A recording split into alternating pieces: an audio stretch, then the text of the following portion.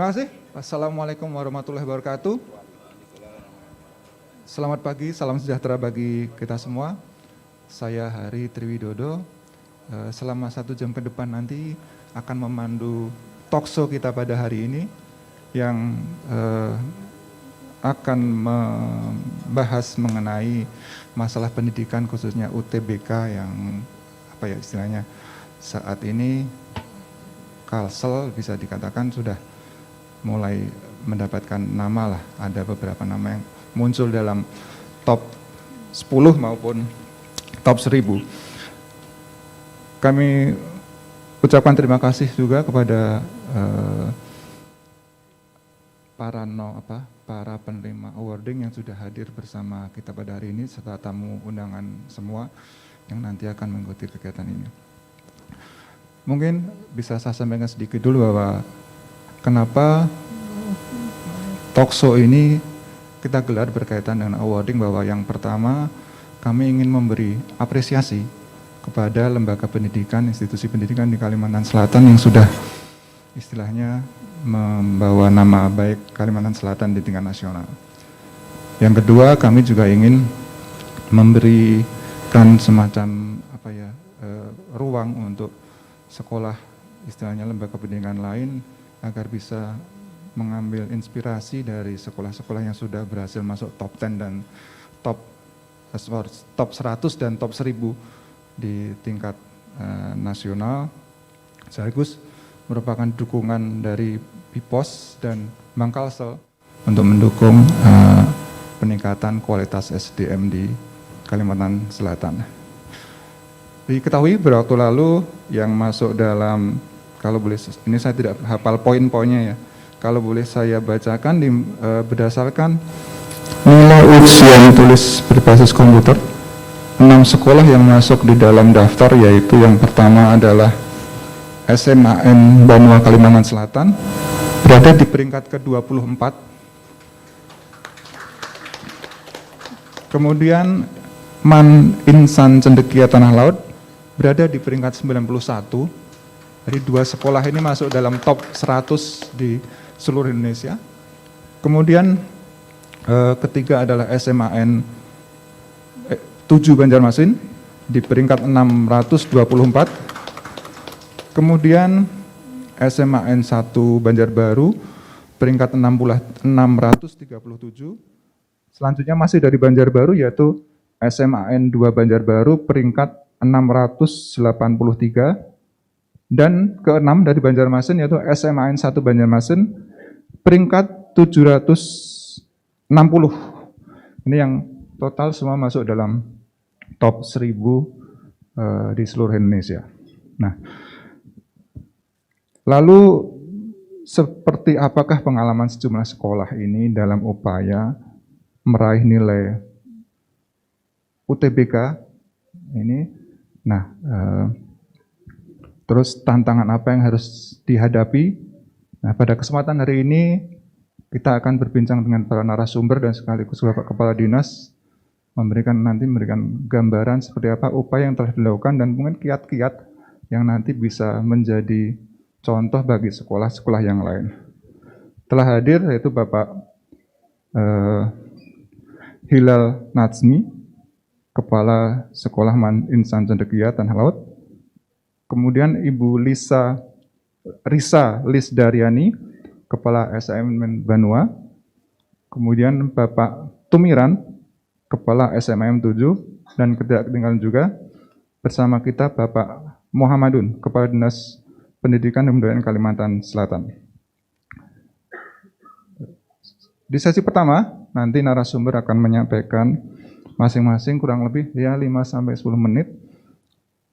Kemudian nanti di sesi kedua akan kita sambung dengan sesi tanya jawab dari peserta. Dan untuk mengawali pemaparan pertama atau sharing pertama dalam talkshow kali ini, pertama-tama kami minta Ibu Risa Lisdaryani dari SMN Banua.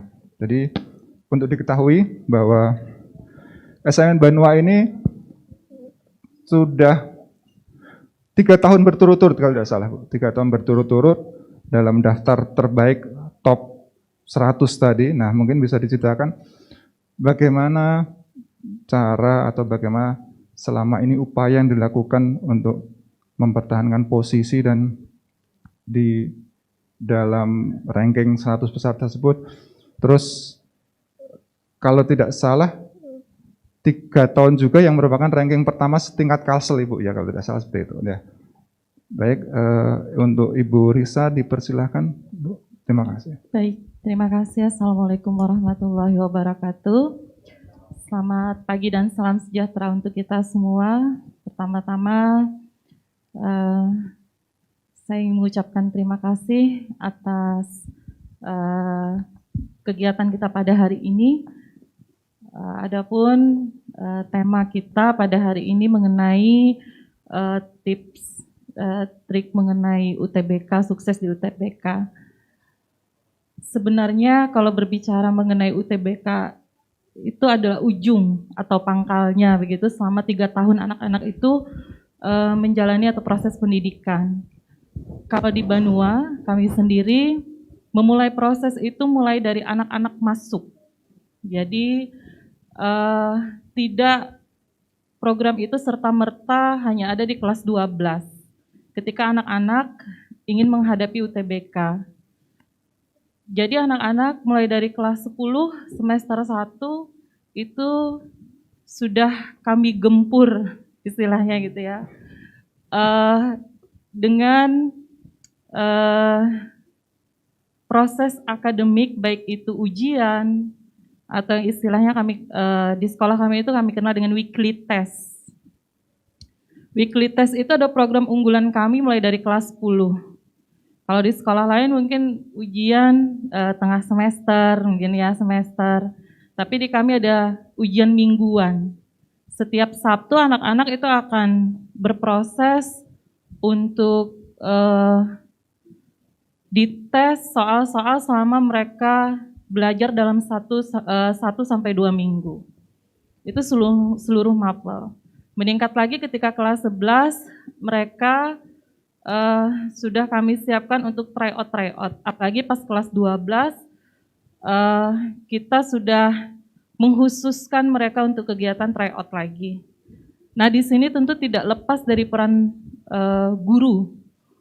Karena mungkin sama seperti Man IC, kami konsepnya adalah berasrama, di mana berasrama ini kami memiliki bonus waktu yang cukup banyak dan berlimpah untuk memberikan bimbingan kepada anak-anak kami. Mungkin di situ plusnya ya Pak ya. Jadi kami benar-benar bisa memantau anak kami selama 24 jam gitu. Dan di mana kegiatan asrama, sekolah dengan model berasrama ini, kita akan mudah memberikan treatment kepada anak-anak. Terutama tadi untuk hal-hal yang sifatnya menyiapkan mereka bukan hanya sekadar lulus SMA, tetapi mereka siap ke perguruan tinggi. Terutama perguruan-perguruan tinggi yang terbaik di Indonesia. Jadi kalau ingin dikatakan proses memang dari kelas 10, 11, 12 itu sudah ada prosesnya. Tidak hanya di kelas 12 begitu. Kemudian input juga mempengaruhi memang. Mungkin bukan rahasia bahwa di SMA Banua ketika akan masuk itu kita memang menerima anak-anak yang notabene memiliki kecerdasan akademik yang setidaknya rata-rata dan di atas rata-rata begitu. Jadi mereka melalui proses seleksi administrasi, kemudian akademik, psikotes, kesehatan, wawancara, bahasa Inggris, dan lain-lain gitu. Nah dari input di sini, kemudian kami treatment di awal dengan kami mengadakan semacam latihan awal atau latihan dasar gitu. Jadi matrikulasi istilahnya. Jadi sebelum mereka masuk ke pembelajaran, kami adakan dulu matrikulasi di anak-anak. Nah itu kembali lagi peran serta guru. Kalau kami punya moto di Banua itu pendidik dan tenaga kependidikannya wani hangit, orang Banjar gitu ya. Jadi demi anak-anak ya kami harus kerja keras gitu. Jadi hasil anak-anak itu adalah kebanggaan kami nanti ke depannya. Dan alhamdulillah selama 3 tahun ini walaupun ada penurunan secara nasional 11, 22 dan 24. Namun hal ini tentu menjadi kajian kami. Apa yang menyebabkan penurunan itu sudah kami kaji bersama dengan tim kurikulum. Bahwa ada satu perubahan drastis, apalagi selama pandemi kemarin. Kami tidak bisa full memberikan layanan kepada anak-anak, karena selama itu anak-anak berada di rumah dengan pengawasan orang tua, gitu. Nah, tahun-tahun sebelumnya kami memang mengawasi anak secara full dan kami menjalankan program kami juga secara menyeluruh. Kemudian di 2022 terakhir penurunan lagi. Hal ini juga berkaitan dengan masa peralihan. Anak-anak yang UTBK kemarin 2022 ini tadi adalah anak-anak yang waktu dia kelas 10 baru 6 bulan, kemudian dirumahkan selama 2 tahun, baru mereka kembali sudah jadi kelas 12. Gitu. Jadi ada istilahnya ada shock gitu Pak ya, kaget begitu. Ketika dia harus beradaptasi lagi dengan pembelajaran secara tatap muka, kemudian ditambah lagi mereka dengan orientasi lingkungan berasrama, yang baru 6 bulan mereka rasakan ketika mereka baru jadi siswa baru. Ketika mereka datang, mereka udah jadi kakak kelas, gitu. Nah itu juga menjadi satu permasalahan di kami yang kedepannya mudah-mudahan tidak akan terulang lagi dan kami terus berusaha untuk meningkatkan itu nilai-nilai UTBK anak-anak dengan menyesuaikan ketentuan yang terbaru karena 2023 yang akan datang Pak ya sudah berubah lagi caranya, maka itu juga strategi kami juga berubah. Itu mungkin itu Bapak dari saya. Terima kasih Bapak Ibu. Assalamualaikum warahmatullahi wabarakatuh.